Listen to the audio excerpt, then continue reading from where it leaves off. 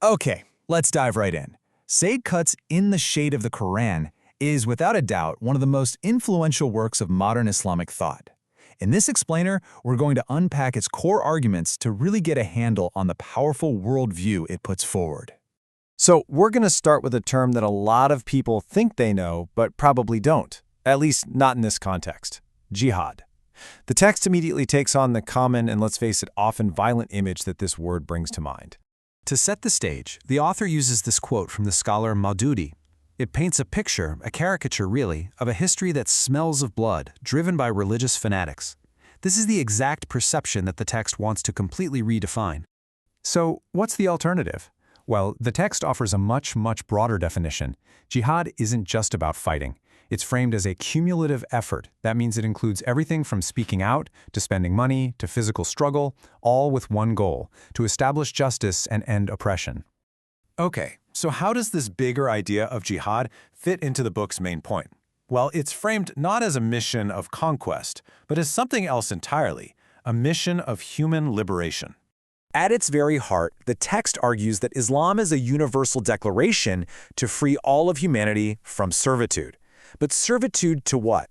Well, the answer is pretty simple: servitude to other human beings. And what's standing in the way of this liberation?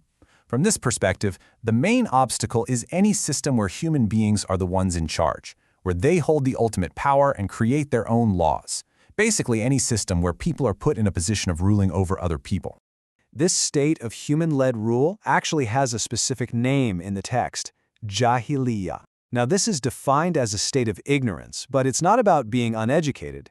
It refers to any situation where the ultimate authority, the sovereignty of God, has been taken over by human beings.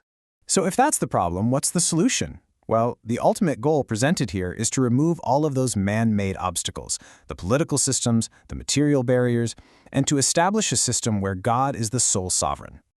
Now, this is a really crucial point the text makes. The goal is not described as forcing people to convert. Instead, the idea is to create an environment of total freedom, where those obstacles to belief are gone, allowing people to make a genuine choice for themselves. So how is this massive vision supposed to be achieved? The text argues that it's not a single event, but a process, a struggle that happens in stages, and it draws on the analysis of the famous scholar Ibn al-Qayyim to lay this out. As you can see, there's a clear progression here. It starts out peacefully with step 1, just advocating for the faith. Then, things escalate. Step 2 is about fighting defensively, only against those who attack the community first. Step 3 expands that mission.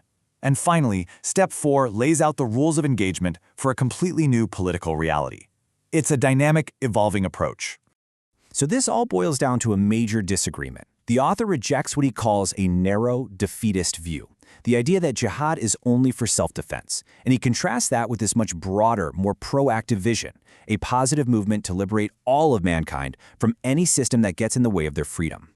To make all this theory feel a bit more real, the text gives us a case study from history, the Battle of Badr, and it's presented as the moment that changed absolutely everything.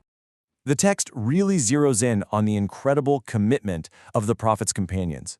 You can just feel the power in this quote from Sa'd ibn Mu'adh, who basically pledges that they will follow their leader anywhere, even if he tells them to ride straight into the sea. And you have to understand, the stakes were incredibly high. The early Muslim community was completely outnumbered. They were facing an enemy army that the text puts somewhere between 900 and 1,000 soldiers.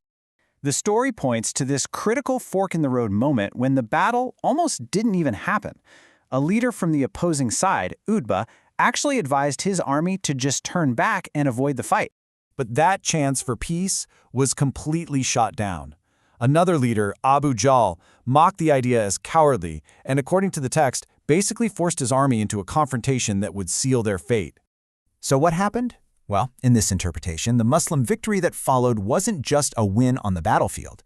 No, it was framed as a divinely guided event, a moment that drew a clear line in the sand between truth and falsehood.